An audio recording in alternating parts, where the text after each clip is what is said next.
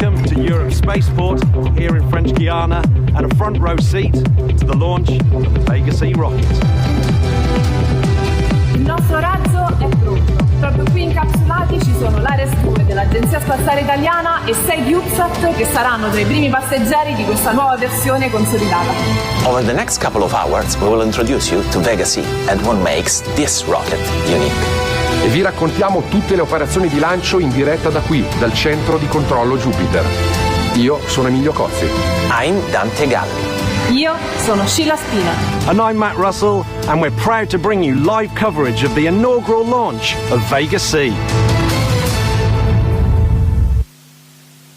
Behold, there she is, the hero of the show, the very first of her kind, Vega C, standing perfectly still, poised on the edge of the Amazon rainforest right here at Europe's spaceport in French Guiana.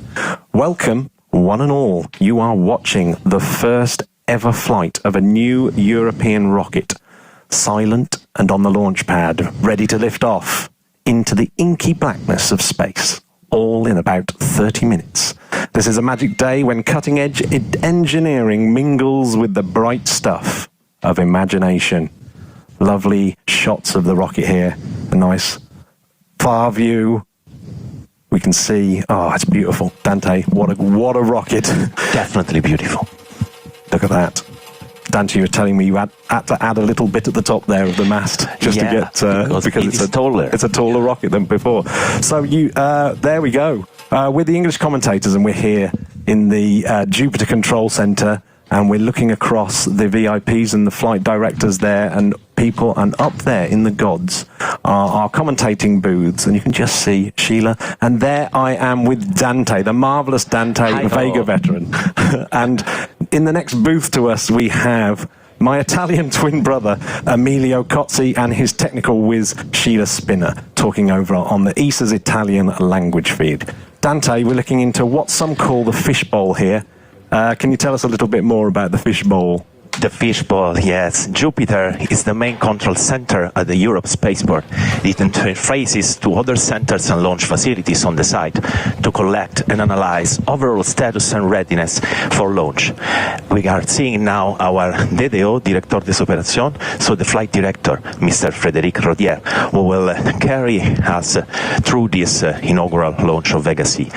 And this center is very important because it is the center that gives the final authorization for flight for any launcher in a Europe spaceport, and specifically today for the inaugural launch of Vega C. And we can see on the back of the screen in Jupiter room that all the parameters are green, and this is a very good sign. Everything is set and ready to have a liftoff in less than 30 minutes.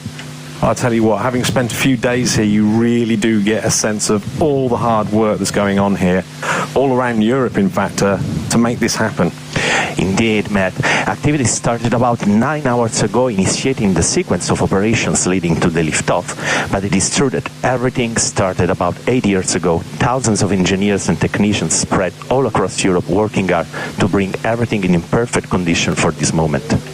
Yeah, so not only is the European Space Agency launching this new, rather attractive, sleek-looking rocket, and there we have the external camera, but we also have a primary payload, LARES-2 from the Italian Space Agency, and also 6 CubeSats from various institutes, universities, etc. in Italy, France and Slovenia. You are watching the first ever flight of a new rocket. Hashtag Vega C, why not comment along on the ESA Twitter, that is at ESA and at Vega_STS, the Twitter channels. So, hey world, what do you reckon? I want to know what we have in store over the next hour or so. So here's a 2-minute rundown on what we should expect to see. Earlier today, at Europe's spaceport here in French Guiana, the mobile gantry that housed Vega C during its assembly and preparation for launch was retracted. Inside the fairing at the top of our rocket sits the Italian Space Agency's LARES-2 satellite, along with 6 smaller CubeSats. Flight VV21 will begin with the ignition of Vega C's P120C engine and liftoff. At 13.5 meters long, P-120C is built around a monolithic carbon fiber tube. The engine will burn through 142 tons of fuel in just over 2 minutes to take the launch vehicle to an altitude of nearly 74 kilometers. The first stage will then be separated, quickly followed by ignition of the Zefiro 40 second stage, which will burn for another 2 minutes before separation at nearly 160 kilometers altitude. The Zefiro 9 third stage then takes over, just before the payload fairing is jettisoned safely outside Earth's atmosphere, exposing our passengers to space. This will happen about 4 minutes and 45 seconds into flight. Zefiro 9 will bring our passengers to about 308 kilometers. At about 7 minutes and 20 seconds into flight, the Zefiro 9 will separate and we enter a brief unpowered ballistic phase for the Avum Plus stage. Later, it will boost itself up to nearly 5,900 kilometers and deploy the LARES-2 satellite around an hour and 14 minutes into flight. The Avum Plus will then maneuver to a slightly lower orbit of 5,840 kilometers, and at 2 hours and 9 minutes after liftoff, 6 CubeSat research payloads will be released.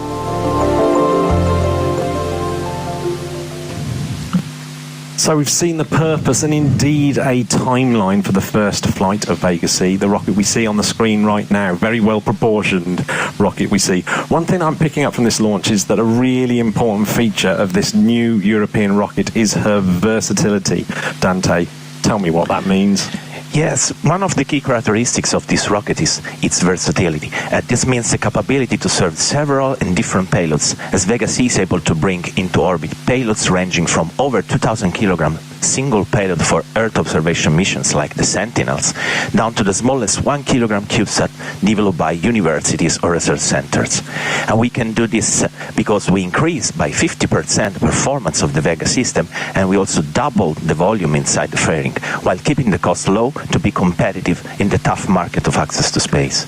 Well, what I love about the European Space Agency, it represents the collaboration of countries from all across the European continent.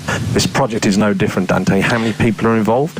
Vega C is a great example of European cooperation. We have 13 European countries participating on its development and thousands of engineers and technicians working on this program. A great human adventure for a great European team. Yeah, so I mean, it is fantastic, isn't it? So many people. Look at all those people there from all around the European continent and from here in French Guiana working on that. So with that in mind, I think we're going to go over on video link to the hardworking teams in Italy, and there they are, the amazing, beautiful brainiacs at Esrin in Frascanti near Rome, one of the many European Space Agency centres across Europe. But this particular centre is the home of the ESA Vega team, and now a few kilometres away in Colleferro, the team at Avio, I hope. Here we are, Avio. Hundreds of engineers and technicians have worked so hard to bring this rocket up to this moment. Avio is the prime contractor of Vega C, directly in charge of the production, integration and testing of the 4 stages of the rocket. And here we are clapping. They are ready for this flight. Yes, that was great. How will these people be feeling, Dante? Well, it is difficult to describe. Mixing emotions now, because pressure is building. You can hear also by my voice. Expectation, a little bit of caution, of course. Pride and willingness to see all their hard work flying into the sky.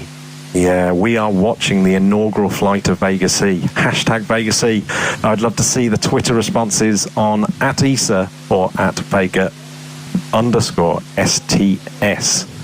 Well, I don't know about you, Dante, but I would quite like to have a little sneak peek about how on earth a project this complicated. I mean, look at it. We've got mobile gantries, we've got a huge rocket, and all those. Just the mass, how hard this is just ridiculous. So I'm going to have a look at the Vega C project here, how it came together, and how on earth a rocket like this gets built.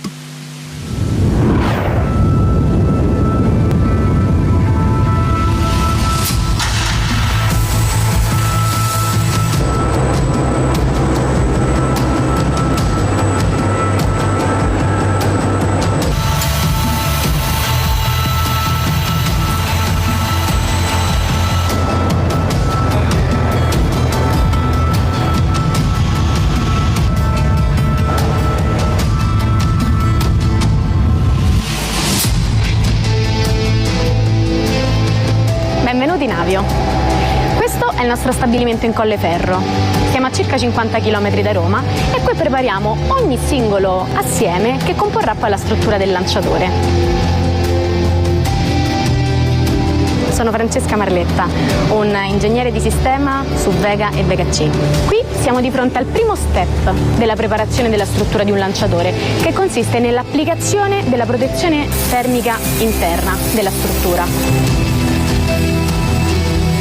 Sopra questa, una volta curata, andremo ad applicare la fibra di carbonio per aumentare le capacità di resistenza della struttura, quindi di ogni singolo assieme che comporrà il lanciatore. Ciao ragazzi, allora ovviamente si è creato un feeling diretto con il lanciatore, ma anche perché si sono creati dei rapporti strettissimi con i colleghi. E dopo aver effettuato il collaggio del propellente, portiamo la struttura qui. Quello che effettuiamo quindi è l'integrazione dell'accenditore e dell'ugello e effettuiamo tutte quelle integrazioni degli equipment che permettono di avere lo stadio finale. Quindi quello che possiamo vedere qua è la struttura prima della partenza della Guiana. Quindi siamo pronti per la campagna di lancio. ESA and Avio worked together since the beginning of the 2000 when we started the development of Vega. We tried to implement in Vega C all what we learned during the 10 years of Vega. So we tried to make a larger rocket, a less expensive rocket, by leveraging all of the expertise that throughout 20 flights we actually accumulated. C stands for consolidation. We really wanted to consolidate what we had. So we added basically more than 50% of performance. So you will see a bigger launcher with respect to Vega, 50% more performance at the same cost. So the first stage, the P120C, which replaces the P80, is always a solid rocket motor, which has much more propellant in it, of course. The second stage is also new, completely new. Engine is 36 tons instead of 23. And that's the key of improvement. Then, of course, we have also a bigger fairing to host our payload, to have more volume as well, and also an improved AVUM with some new avionics as well.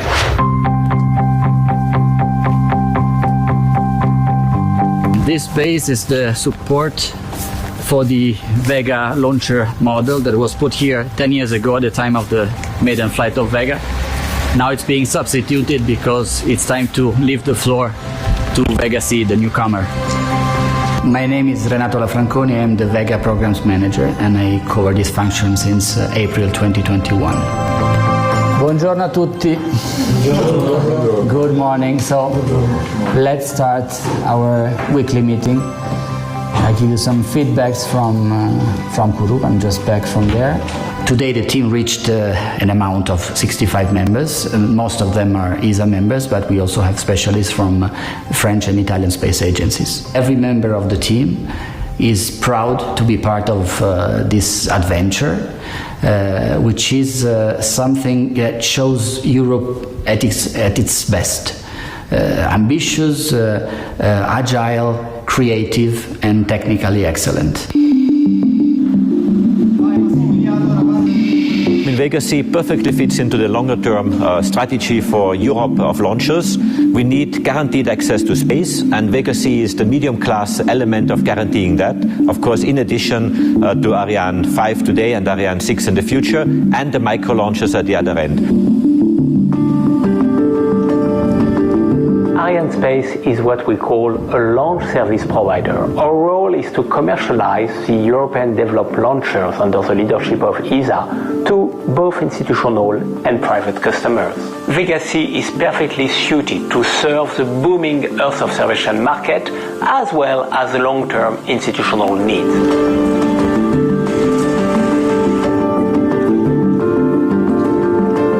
It is this control center which is used for all the launchers of the spaceport and for all the launches. This launch is very important because it is the first launch of Vega C, so of course there is a question of demonstration of the launcher, but also a question of demonstration of the capacity of the CAG to adapt in order to welcome newcomers.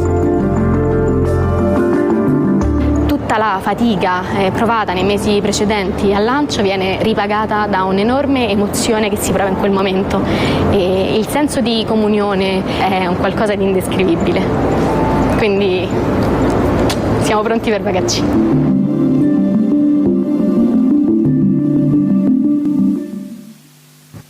It really is Europe at its best. You really get to see all that hard work, teamwork and technology there involved in a project like this. It's just fantastic. And what an amazing show of emotion there from Francesca Maletta at the end of that clip. It just means so much to everyone involved as we edge ever closer to the end of this Vega C launch campaign. And we really are edging ever closer to the launch of Vega C, the inaugural flight of Europe's shiny brand new rocket that we see right there. Really good shot there. Looking around the control center, I can see very nervous guests all at the edge of their seats. Right, Dante, we heard in that last clip the concept of Europe having an independent access to space for commercial and institutional launches. Can you elaborate on that? The use of space is strategic for Europe with all the benefits that it brings, and this can only be ensured by keeping the capability to access space. Space is already shaping in a significant way our daily life, and it will even more do so in the future. And Vega C will play a fundamental role in this context, because thanks to the increased performance but a similar cost of Vega, it will be more competitive and will enable access to space to any space player. And it's paving the way for the new generation of European space transportation system, with coming next the Ariane 6, the big brother sharing with Vega C the first stage, the P120C, use a strap-on lateral booster, and also supporting new mission possibilities, including return to Earth capability with the Space Rider. Yeah, and it's not just the engineers that are emotional. Dante's emotional in here as well, because he's very vested in this project. So a combination of Vega C and Ariane 6, Europe really does have a very comprehensive launch capability. They pair up beautifully well. Vega C for the small and medium payloads, and Ariane 6 for the bigger payloads that Vega C can't carry. Vega C can carry a couple of small cars into orbit, however, so that's pretty good going. 50% improvement on the old Vega. Well, with that said, we have the Director of Space Transportation, Daniel Neuenschwander. Let's see what he has to say about the benefits that Vega C brings to European autonomy and independent access to space.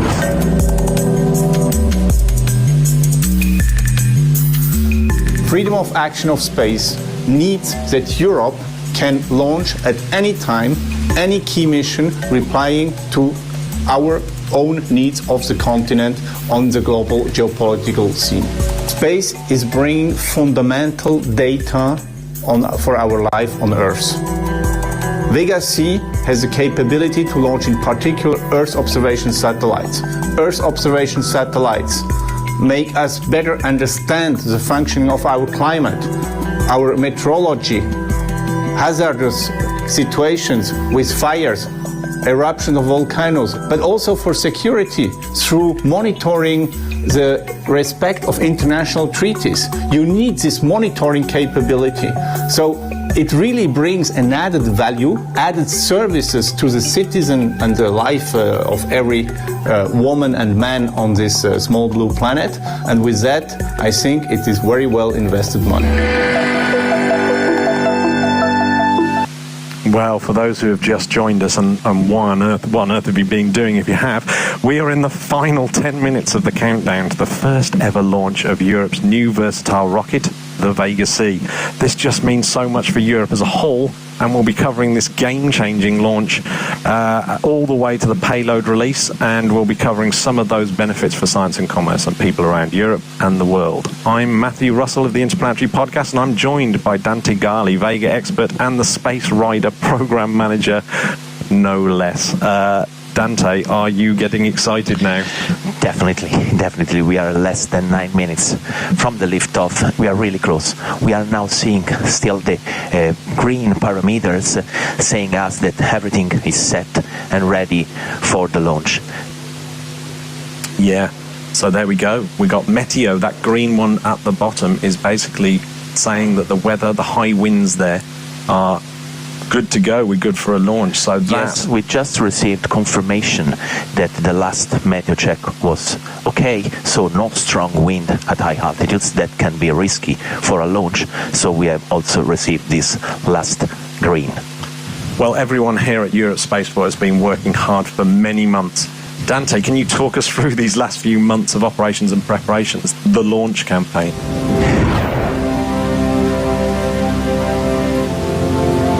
Are manufactured in Europe and then transferred through ship to the French Guiana in the Kourou port. Then they are transferred to the launch site thanks to dedicated truck, and then once there, the real phase of the launch campaign begins. And we start, of course, with the first stage, the P120C, that is slowly and safely transferred to the Vega launch site thanks to this very special truck. We call it the Fardier, with so many wheels, and gently and smoothly bringing the first stage into the mobile gantry. Once we integrate the first stage, then we vertically integrate the other stages of the rocket thanks to a traveling crane. And this operation is, we have to take really care of this operation, and mostly we have to take care of the integration of the stage and all the mechanical and electrical connections between the stages. Second, third and fourth stage are integrated, and while in parallel, inside other facilities in the Europe Spaceport, the satellites finalize their preparation for the launch, and then they are encapsulated into the fairing, the top part of the launcher. Then the fairing itself is installed on top of a dedicated min for transfer to the launch site. And here you can see the last operation before the transfer. And here we have the transfer occurred more or less 1 week ago. And you can see that the gray tube is air conditioning, so to keep the satellite protected during all its life up to the moment of the release in space. Then still with the traveling crane we have a vertical integration of the fairing on top of the rest of the rocket, and once we realize this connection, we finalize the mechanical integration. But it's not finished. We have a lot of electrical checks, fluidics checks, and final dress rehearsal to see that everything is set for the flight. And then just 4 hours ago, we had this amazing rollback of the mobile gantry. So the rocket is ready and has to be set free to fly over the sky. And we move the mobile gantry slowly 100 meters far away from the rocket. Oh, that's absolutely incredible. All that rocket, though, to get a small payload up into space, the tyranny of the rocket equation. I love the fact that the whole building moves and not the rocket. And the fact that we had a video of that operation is a real testament to everyone who works here, and including the video teams, just the most hardworking people I've ever met. Dante, tell me more about this mobile gantry. It is quite a Vega hallmark. It's definitely a Vega hallmark, and indeed the operation was 4 hours ago, so it's an excellent work from also the video team. And you have two possibilities. Either you move the rocket on top of its launch pad, or you move the building. We choose the second one, and you have to imagine 55 meters height building rolling back over 16 wheels over 2 rails for 100 meters. And the same concept used also for the Ariane 6 in the new launch pad, but the building in this case is even bigger, 100-meter height. God, that's absolutely crazy. I've heard that it's the weight of the Eiffel Tower, the Ariane 6 one. So yes, but with wheels. But with wheels moving back. So we are heading into the last 4 minutes now, a really significant moment, and we'll probably hear the DDO announce this significant synchronized sequence. So we're heading up to that point. We can see him there, Frederick. À tous de DDO, attention pour la séquence finale lanceur. There we go, listen up everyone. We're going into the final sequence. Top, H0 moins 4 minutes. Explain the synchronized sequence, Dante. The flight director just confirmed the start of the synchronized sequence. It's an automated sequence that marks the last step of the countdown before takeoff. It is used to put the launcher into correct configuration just before the ignition of the first stage. It covers all the operations that have to be executed in the last part of the countdown, with the objective to preserve the launcher battery's capacity, safety of staff and premises, and the availability of all the launcher redundancies, because we have redundancies. We can can not accept a single failure. The commands and controls are performed by a remote ground control bench, and the main steps are check of the correct status of avionics, fluidic system, power commutation on onboard batteries, arming of security barriers, and we do even a nozzle actuation, being the nozzle the bottom conical part of the stage with the function to provide guidance capability to the system. And a very special moment will arrive when the sequence is just 5 seconds before the liftoff, because at that moment we will have the so-called handover. So we will switch from the remote control bench management to the onboard computer management. From that moment on, the rocket will do all by its own. Yeah, that's going to be an amazing moment. Dante, just before we go into the last minute of the countdown, what should we all be expecting? Give us some kind of spoilers, because this is going to be exciting, right? Give us a spoiler about what we're about to see. Yes, I was 10 years ago watching for the first time the Vega inaugural flight. It was 13 February 2012, and what amazed me was how fast it was. That rocket is definitely really fast. You will see it jumping off the bed like Usain Bolt and go up into the sky in seconds. So if I have to say something, just be prepared. Be prepared. Absolutely be prepared. So pay attention. Don't get up from your sofas. Don't make a cup of tea. Don't blink. It's going to be gone very, very quickly. It's a very cloudy and foggy day here today. It's been clear all week. So if you've just joined us, you are watching the inaugural launch of Europe's versatile new rocket Vega C. She's waiting patiently to jump off that launch pad like a jaguar into the bright South American sky, or not so bright, it's pretty cloudy. So why not join the conversation on social media? And we're watching all the special guests actually march out to watch this with their own eyes. So hopefully I'll get to hear it. Right, we're going to stop bothering on now to give you a chance to soak in the last minute before launch. So sit back and enjoy. Dante and I will be back during the first moments. Oh, we have a red on the screen. We're going to hold for a while, so that red will probably mean that we'll not see the launch for a bit. So the rocket's sitting there patiently. We have a red light on the screen. Can you explain that red?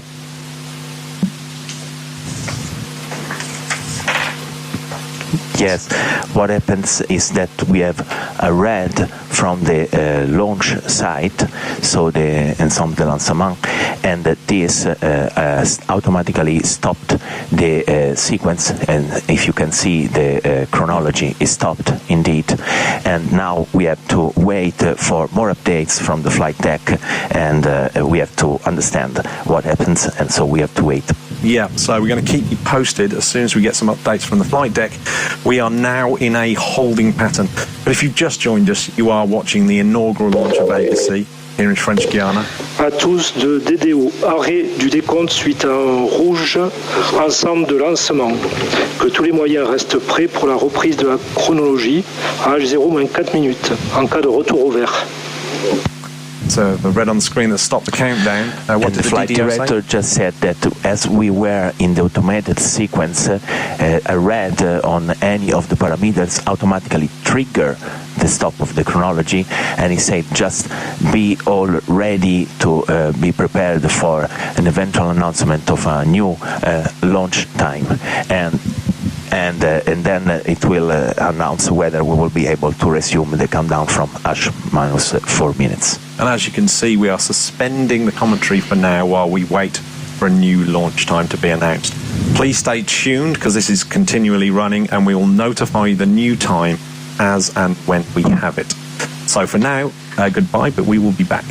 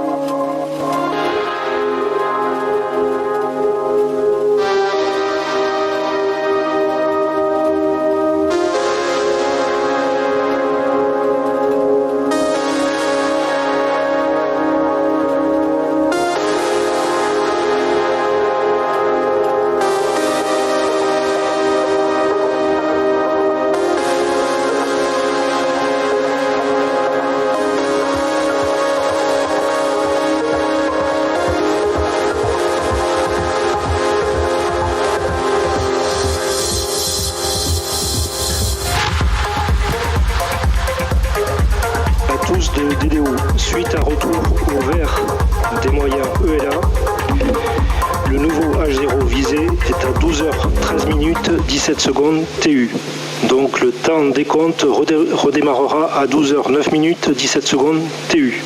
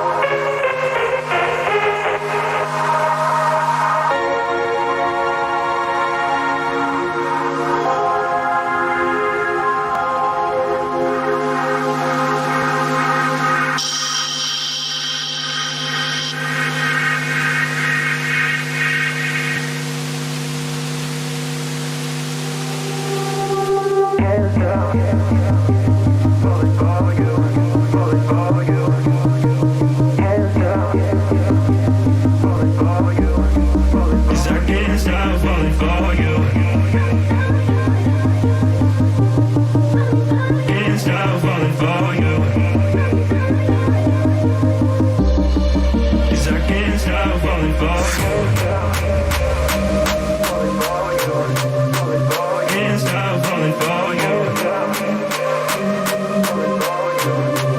'Cause I can't stop falling for you.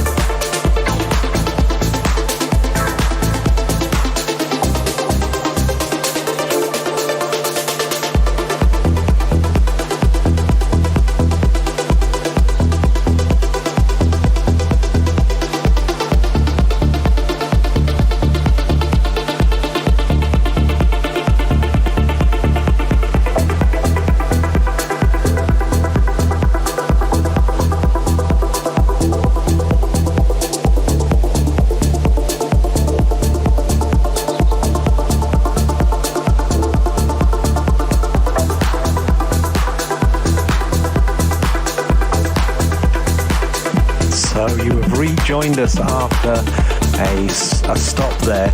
We have 4 minutes on the clock, but there's actually 6 minutes, just under 6 minutes before we launch. You are watching the inaugural launch of Vega C, Europe's brand new rocket. Dante, tell us a little bit about that excitement that we've just had. Yeah, but we had a stop in the chronology, but we were able to solve the issue that was a parameter out of tolerance has been solved, and now we are back heading towards the automated sequence the last 4 minutes before the liftoff. Yeah, this automated sequence, what happens is any reds that come up in the automated sequence, that top red line, if that comes up, we're going to be in the same situation again, aren't we? Exactly. The automated sequence worked perfect in the sense that when making all the checks of all the parameters, detected this out of tolerance and was able to trigger automatically the stop of the countdown, and the issue was rapidly solved, and so we are back.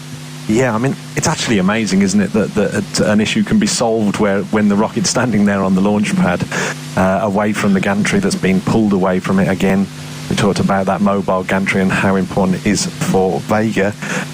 We are going to be heading into this last 4 minutes, and this is the synchronized sequence. I will let Dante explain that again because it's such an important part of the rocket launch.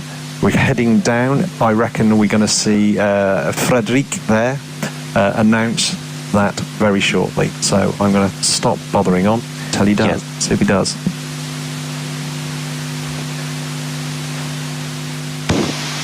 À tous de DDO, attention pour la séquence fila lanceur.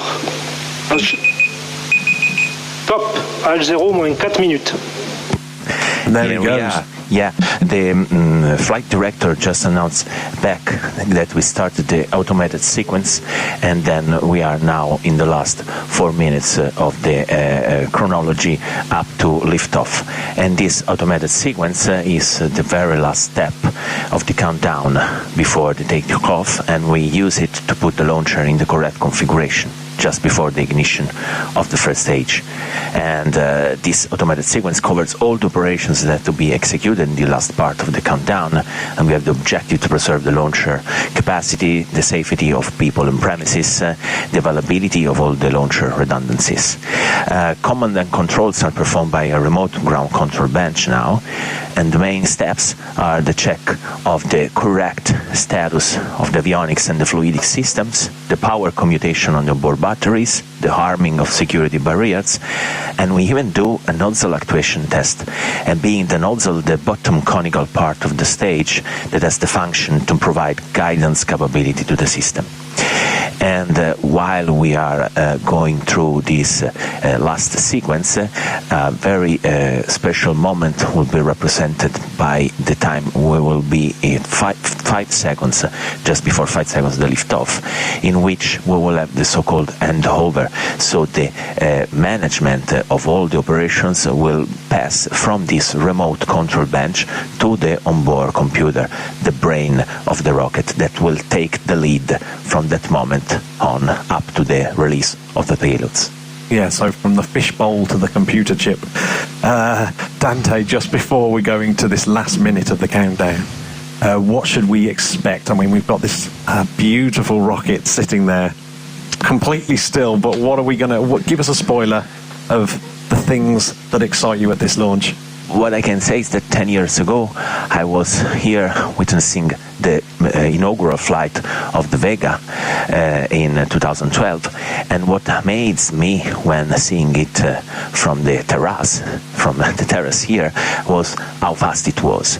And Vega C is expected to be exactly the same, so we expect to have this very fast rocket jumping off the pad like Usain Bolt and go up to the sky in seconds. Yeah, so do not blink. Don't blink. Don't make a cup of tea. We're coming up to that final minute. If you've just joined, you are watching the inaugural launch of Europe's versatile new rocket, the Vega C, waiting patiently to jump off the launch pad like a jaguar into this very cloudy South American sky. Right, we are going to stop bothering on now to give you some chance to soak in that last minute before the launch. So sit back and enjoy. Unfortunately, we have a red condition again. I can see it on the screen. So we're going to wait until we hear some more information from the flight deck. Dante, what do we see on the screen? There's 3 reds. Yes, we have to wait from... À tous de DDO, arrêt du décompte suite à un rouge sauvegarde. Que tous les moyens restent prêts pour la reprise de la chronologie à H0-4 minutes, en cas de retour au vert. Flight director just announced that the rouge in this case was triggered by the safeguard, so the safety means.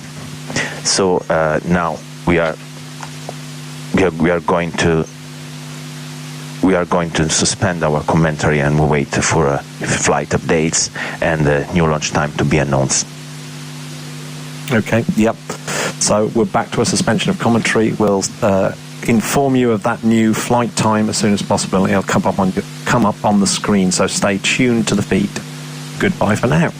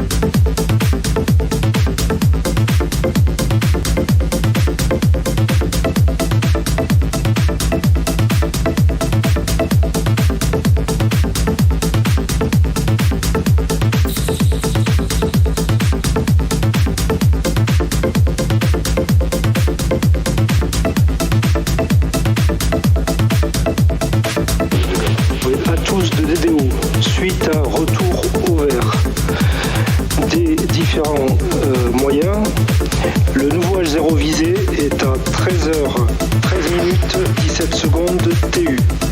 Le temps des comptes redémarrera à 13h09 minutes 17 secondes.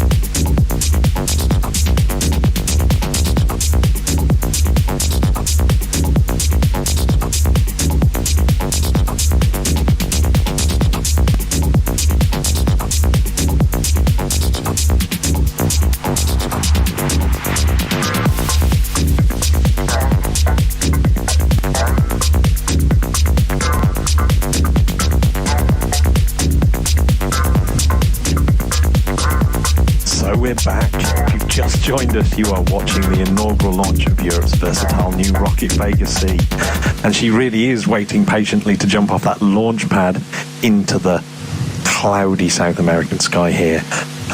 So we've had a couple of stops when we got down to the synchronized sequence, but you know, these things happen.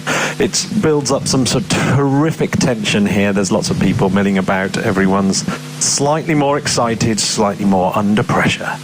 Here we are in the Jupiter control room. We have about 1 minute 30 seconds until we get down to that 4-minute countdown. We've been here twice already, but it does queue up very, very nicely a 13:13 UTC launch time on the 13th of July. Are you a suspicious man, Dante? Normal Italian, yes. And we had indeed a perimeter outside the regular tolerance. It has been corrected, and now all resources, both launcher and ground site, are again ready for this new synchronized sequence. And for information, there will be the last update for today. And let's wait now for the upcoming announcement from the flight director for entering into the synchronized sequence. Yeah, so we can see all the flight directors there, and the people from LARES-2 who are waiting for their payload to be launched. There is Frederic, the DDO, or flight director as we call him. So he's sitting there patiently looking at his screen. À tous de DDO, attention pour la séquence finale lanceur. There we have it. I'm going to say stop, and we will start that synchronized sequence. Stop. H0 moins 4 minutes. So talk us a little bit through the synchronized sequence, like you have done before, Dante. Yes, the synchronized sequence is doing and did already his job, let's say perfectly, in the sense that is really intended to make all the sequence and the list of final checks of the thousands of parameters that have to be controlled on this launcher before it's liftoff in an automated way That means that whenever something that is out of tolerance is detected, there is an automatic triggering stopping the sequence and giving time to the technical teams to solve the issue as they did in the last minutes. And what we have to see now and what we have to know is that in this sequence indeed we are checking all the systems both on ground sides and on launcher sides in order to be ready to have the liftoff in less than 3 minutes now. Yeah, everything is still green, so that's looking good. Yep, still green. Dante, you told me earlier on that white little bit at the top of the mast was an addition because Vega C is so much taller. Yes. Some great views of the rocket here.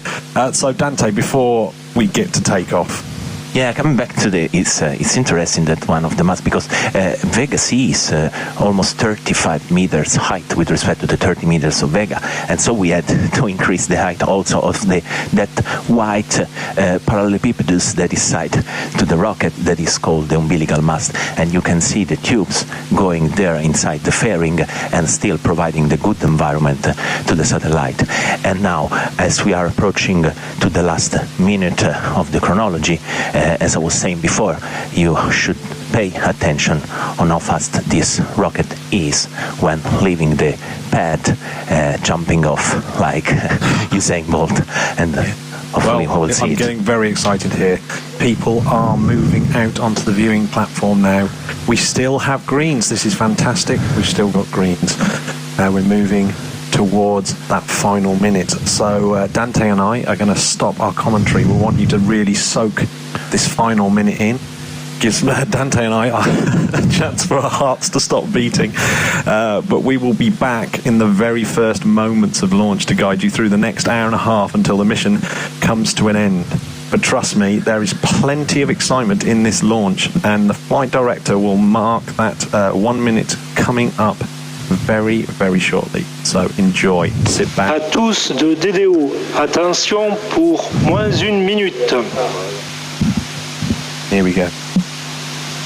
Top, H0 moins 1 minute.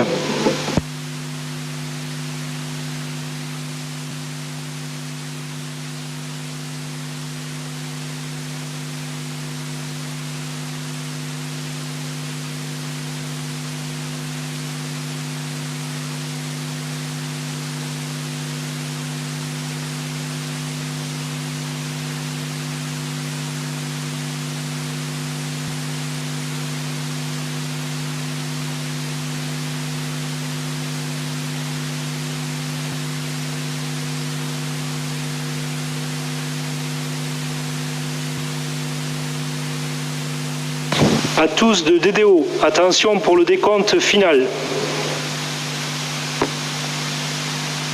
10, 9, 8, 7, 6, 5, 4, 3, 2, 1, top. Allumage P120 et décollage. Of the very first Vega C on her inaugural flight, clearing the mast, like you said, in a blink of an eye. Trajectoire nominale. Just see it through the cloud. Oh, it's a technology high on the leading edge of life there. Pilotage calme. Quick, Dante, and you are not joking. It's like George Russell in a racing car. Trajectoire nominale. From the beach in Kourou, yes, look at how fast it is. The acceleration is more than 2G. Acquisition, télémesure par station Saint-Jean. 200 Formula One cars pushing together. And we have les paramètres à bord sont normaux. The flight director saying that all the parameters are nominal and everything is going well so far. Yeah, it's already going faster than a fighter jet. It's just past that milestone. Pilotage calme. We're following the rocket, of course, because it's visually it's out of sight. I can actually hear it from the Jupiter Control Center now. But paramètres à bord normaux. We've got a beautiful quasi-synchronized animation for the duration of this launch. It's not telemetry synced, so although we see things happening on the screen, we will wait for the flight director, who will announce that the event has actually happened. Trajectoire nominale. There we go. Everything's normal. The screen is full of information. Dante, can you give us a little bit of information about all those different parameters? We can see here the ground track, so the projection of the trajectory on the ground, then the altitude. Paramètres à bord normaux. Parameters still nominal, the distance from the launcher and its speed. And of course the time passed since the liftoff, almost 1 minute 40 seconds. Yeah, and we've seen some beautiful external camera shots there. They are delayed by about 40 seconds. Paramètres à bord normaux. For technical reasons. And there we go, everything's still normal. We are currently flying under the propulsion of the P120C developed by Europe Propulsion, a joint venture between Ariane Group and Avio. We're already coming up to a major double milestone in a few seconds. And Dante will explain what that double milestone is. It's a unique, complex separation of the spent Trajectoire nominale. Yes, we are hearing that the trajectory is nominal, parameters are nominal, P120C is slowing its thrust, and we are approaching the separation. Let's wait for the announcement of the flight director. The animation. Séparation P120. There he goes. He's Allumage Z40. And it's ignited. Yeah, this is already a very major milestone of this flight, because we had the in-flight qualification, so demonstration that we fulfill all the objectives and requirements for this first stage that can be considered qualified for future Vega C missions and flight proven to be used as strap-on booster for the upcoming Ariane 6. Yeah, so you may have noticed in that 3D animation there that there were some retro rockets. Give us a little... Trajectoire nominale. We have these 8 small retro rockets that they provide a thrust to the P120C, because it is so big and with so much residual inertia that we must be sure it won't hit the rest of the rocket once separated. So, of course, we heard the DDO announce, the flight director announced that the Z40 ignition, second stage, which has a 92-second burn time, and we're doing this dogleg maneuver as well now. So this is the second stage. It's also like the first stage. It's a solid rocket motor. Talk me through the Z40, Dante. Solid rocket motors that in less than 2 minutes will bring the rocket up to 16,000 kilometers per hour speed and more than 180 kilometers of altitude. Trajectoire nominale. So look at the camera. The Earth is not flat. We can see it. Well, it wasn't flat 40 seconds ago. We can't confirm it is flat now. We have this really nice view from the Pilotage calme. The guiding, you can hear the flight director saying pilotage calme. That means in French that the guiding so far is very smooth, and it's a very good sign. Yeah, that's Les paramètres à bord sont normaux. And parameters are nominal, and then we are approaching also the separation of the second stage that as well is doing its first in-flight mission. So in a few seconds we should listen to the flight director. We're going to have the second stage separation, and we'll wait for the DDO to announce that. But we're also going to have ignition of the third stage and fairing release in quick succession. So pay attention. We're coming up to that milestone there. It's on the animation. It's here for the DDO. Séparation Z40. And there it is, separated. There's the firing on the animation. Frederic? Allumage Z9. Yes, and it is firing. And there was my favourite moment. Séparation de la coiffe. And DDO confirms it actually happens. It's the separating of the fairings.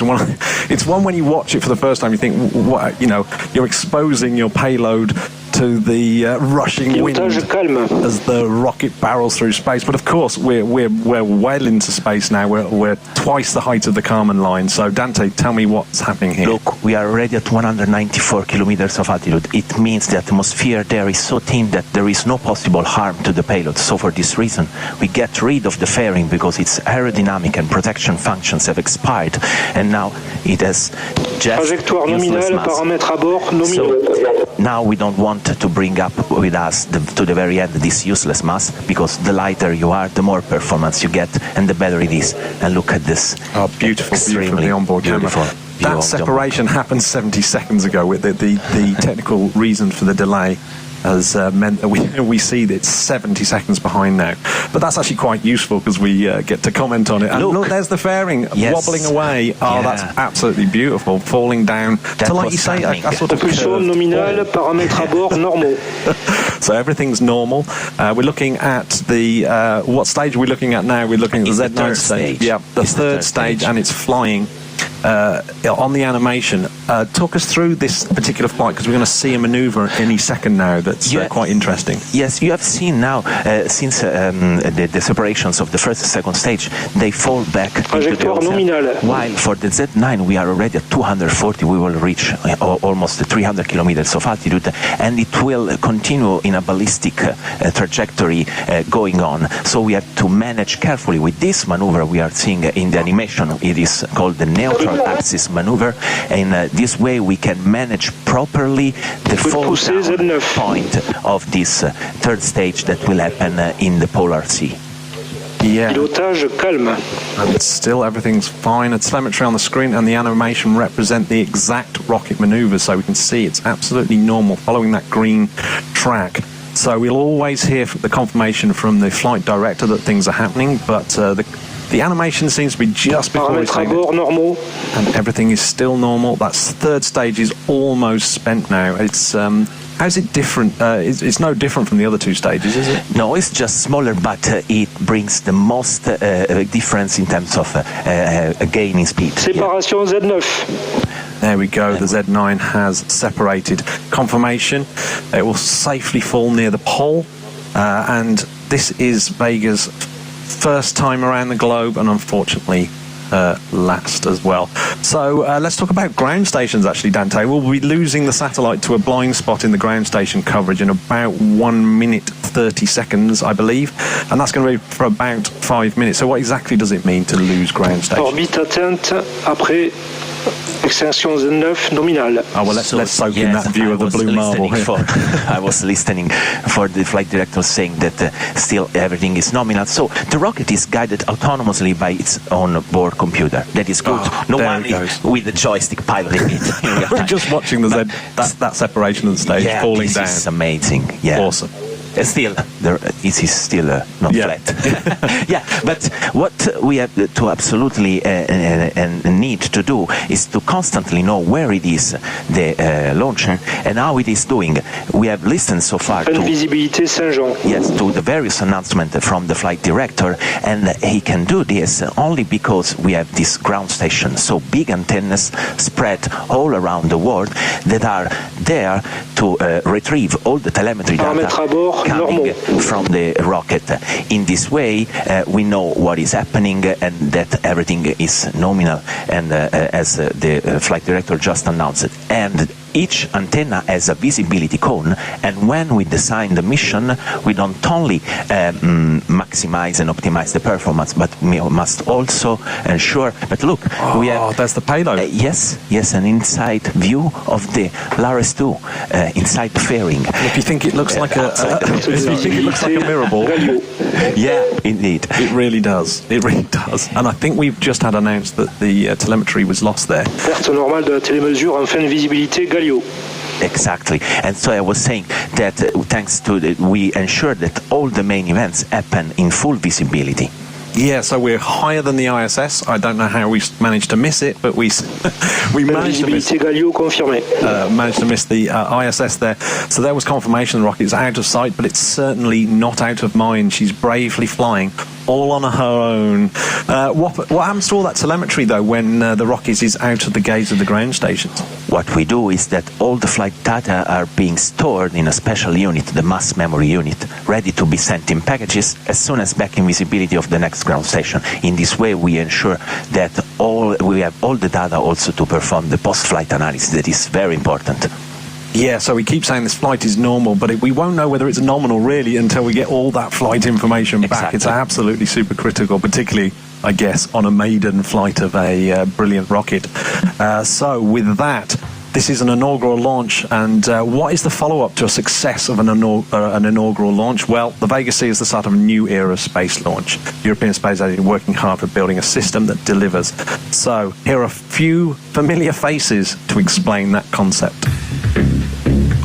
5, 4, 3, 2, 1, top.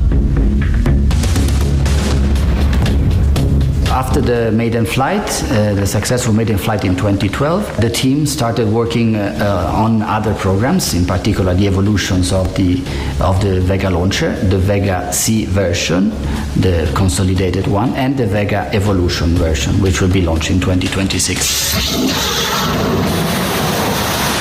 The key innovation regarding Vega E is, of course, this third stage, which will be greener than the current stages. It will be liquid oxygen and methane, so it improves in this sense. It is more performing. It reduces the number of stages, therefore the costs and the complexities. Overall, it will be more performing and more competitive.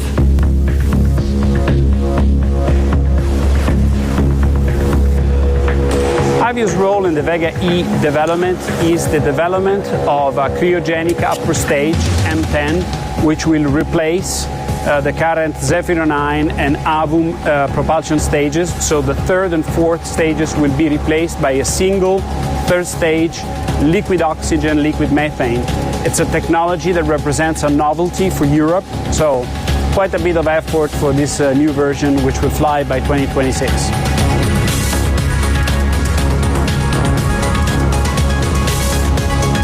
All that coupled with Space Rider, which will be the first European operational capability fully reusable to come down to Earth, be refurbished and start again into space, we have a portfolio of products which really strengthens Europe in space.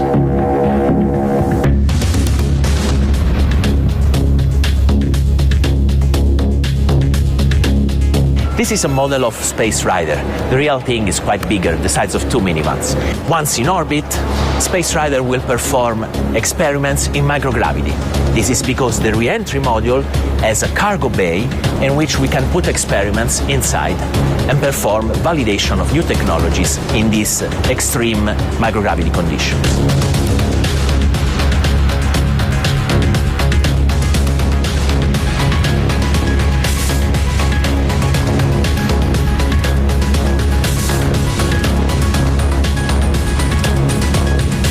Space Rider will be launched atop of a Vega C launcher.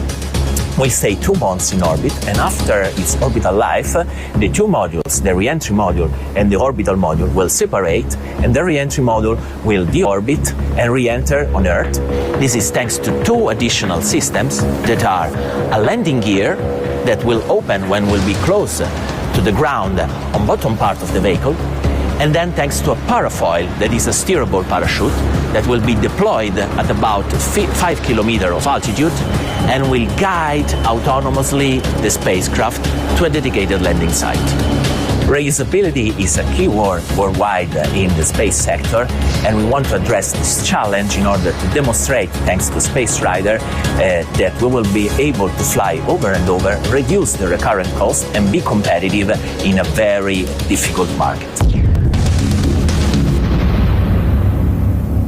Wow, that was a very handsome man there touching the Space Rider. I want to write a rock song called Space Rider. What we gonna ride inside her?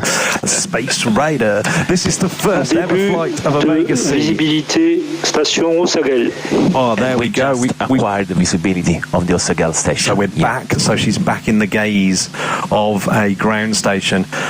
So that's brilliant news. The rocket has been picked up successfully by Osagel ground station, which itself. Paramètres à bord sont normaux. And everything's normal. And the ground station is about 20 kilometers south of Toulouse in France. So this rocket is flying around. You are watching the inaugural launch of Vega C with myself, Matt Russell, and Space Rider program manager, no less, Dante Gali.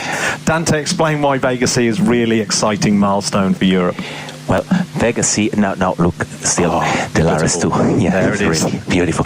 But yes, Vega C is opening a new era for the space transportation in Europe. It will be the first of a set of portfolio of services that we will bring for Europe for an independent access to space. We have Vega C with its versatility, then we will have its big brother, Ariane 6, that will share with Vega C the first stage, the P120C, used as lateral strap-on booster for Ariane 2006.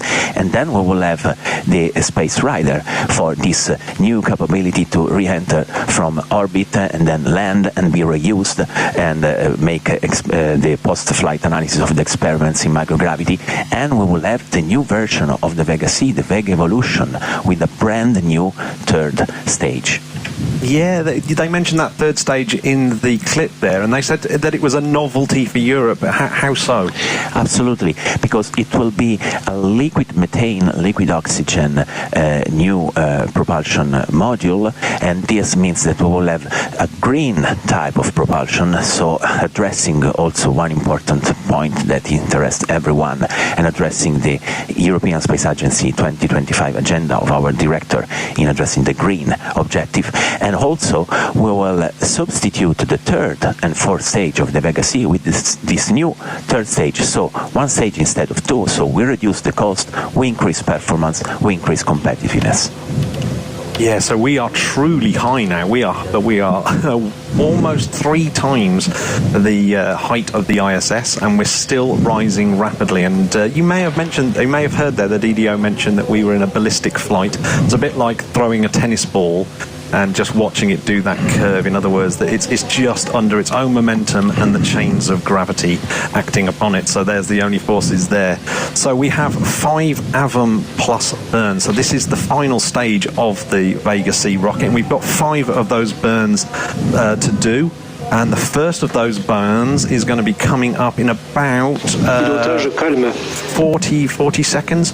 But we can see that the AVM stage is maneuvering around in the animation. Is it actually doing that out in space? Absolutely yes, because it has to orientate now the itself, and so the rocket, what is left for the rocket, to do its first burn. That will give a huge amount of increase in speed to raise the orbit and go up to the injection point. And everything is still normal at the moment. This is absolutely fantastic, picture perfect. And that payload that we keep seeing the live footage of on the screen, there is on the animation. Let's listen to the detail. Premier allumage de l'étage AVM. There we have confirmation. But yes, please stay tuned to hear about LARES, because it is an amazing LARES-2. It's an amazing satellite. We have confirmation that from the flight director that AVM Plus has been ignited for the first of a 4-minute burn. So we are now in that phase of the mission that is less, and everything's normal. It's less about and everything's calm. We're getting off it's less about getting off the planet now, isn't it? We're not using these solid rocket boosters, which are essentially jackhammers to get your way out of Earth's gravity well. Now we're in that stage of the rocket where we're trying to use a little bit more finesse rather than that raw power. So so Danto, this is a very different stage, isn't it, of the rocket and the rest of the launcher stages we've seen so far. Propulsion nominale. That's correct. It's a completely different stage, and still everything nominal and calm. What is this difference? The first 3 stages are solid rocket motors. Their principle of functioning is like a firework. You ignite, they burn, they expire, we get rid of them. But then you need something that has the capability to be reignited. Why? I give you a kind of metaphor. Think about the golf. If you want to reach the hole, so you use the drive at the beginning because you want a very powerful mean to reach rapidly and efficiently the green. But then it is very difficult to do hole-in-one. You need a pattern. You need a pattern to go to the hole. And the AVM Plus is doing exactly this. It's our pattern. It's the propulsion model, liquid propulsion model, with the capability to be reignited and ensure the fine and precise pointing and injection into the orbit required by our payloads. Yeah, that P120C is one hell of a driver as well. So the AVM doesn't just have one thruster, though, does it? Not at all. We have the main engine that is burning now, and we call MIA, so main engine AVM. And propulsion nominale. Propulsion still Les paramètres à bord sont normaux. And parameters still nominal. And we have two additional small thrusters. They are called RACs, Roll and Attitude Control System. We use them, in fact, to adjust the attitude of the rocket all along its mission, but most importantly, also to ensure that the payload is released exactly in the way and in an attitude he wants to. Yeah, I wish I could adjust the attitude of my kids. The little brass-coloured objects on the black cone, the dispenser that you see in the animation, are they the RACs thrusters? Yes, correct. Wow, yeah. So they're used on this mission for Les paramètres à bord sont normaux. One of my favourite manoeuvres, the barbecue manoeuvre. Can you talk us through exactly what on earth a barbecue manoeuvre is? Yes, we are use this word that is explaining exactly what this maneuver is. It's a barbecue. It means a slight rotational movement along the axis of the speed, and we do this for two reasons. The first one is because spinning into the sky, into the space, gives you stability, so we are more stable. And second, we use this maneuver because in this way we make homogeneous the temperature all along the structure. We are in the deep space. On one side you have the sun, on the other side you have the deep space, so very different temperatures. This can create distortion and too big solicitation to the structure, so you make it rotate so that the temperature is homogeneous, like when you're cooking your meat on a barbecue, and you want this very well cooked on all the sides. Yeah, so we're about to have this confirmation of the extinction of the Avon Plus burn, so we'll wait for the DDO flight director to confirm that telemetry. And we'll be flying ballistically once more, once that burn finishes.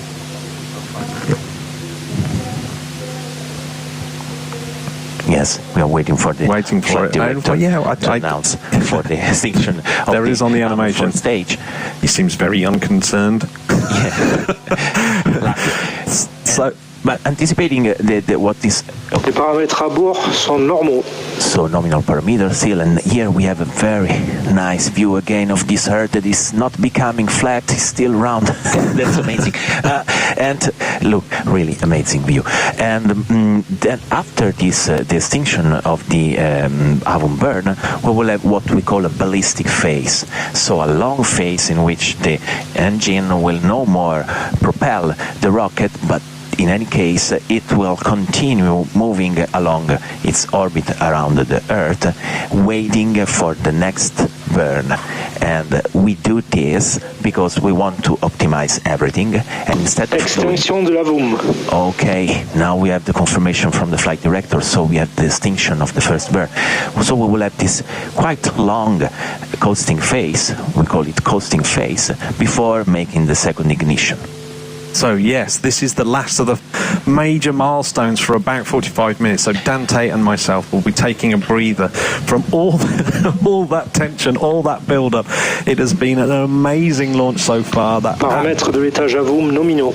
Everything's normal, and we saw that the way it jumps off the launch pad, absolutely incredible. And the sound in the building when it finally reached us was absolutely off-putting. You didn't expect it. I didn't expect it. We were vibrating. So we're going to stop our broadcasting for à l'issue de la première poussée à VOOM est nominale. So everything's still normal, and we got a beautiful last view for me of this glitter ball. So we're going to leave you in the capable hands of this feed. The commentary is going to come to an end now. The telemetry will be real up until the point where we lose Asqual for a bit, for about 15 minutes, but it will be picked up again by the new Norcia station in Australia, one of the S-Track Earth stations. So everything's running normally, and I am actually having an absolute blast. So we'll see you after the break. Goodbye. Goodbye.